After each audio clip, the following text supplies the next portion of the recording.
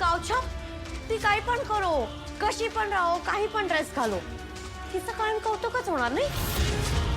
आणि मी काही चांगुलपणा केला की ती नौटंकी, तो ड्रामा.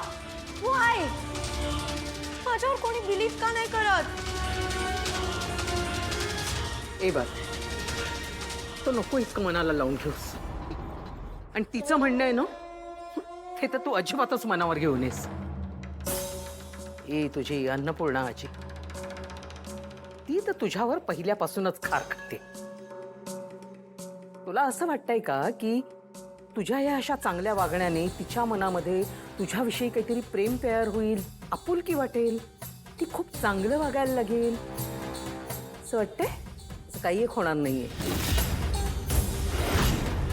आणि अशी गोष्ट मनात सुद्धा आणू नकोस.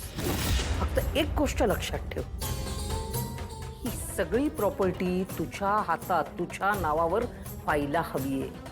आणि एकदा का ही सगळी प्रॉपर्टी तुझ्या नावावर झाली, मग बघ कोण कोणाचा कसा इन्सल्ट करत ते.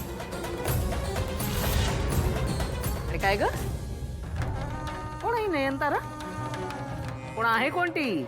आपण तर कुठल्या नयनताराला ओळखतच नाहीये. तिच्या शब्दांना एवढी किंमत कशाला द्यायला पाहिजे?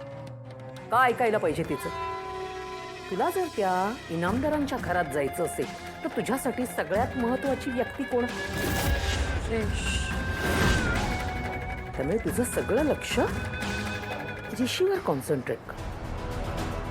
ऋषीला कसं आपलंसं करता येईल ह्याचा विचार कर.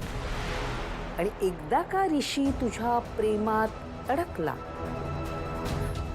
किंवा नयनतारा त्या घरामध्ये जे काही बोलेल त्याला काही एक किंमत उरणार नाहीये.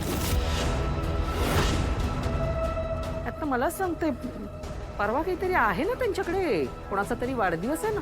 राजक्ता. करेक्ट, त्यांच्याकडे वाढदिवस आहे ना.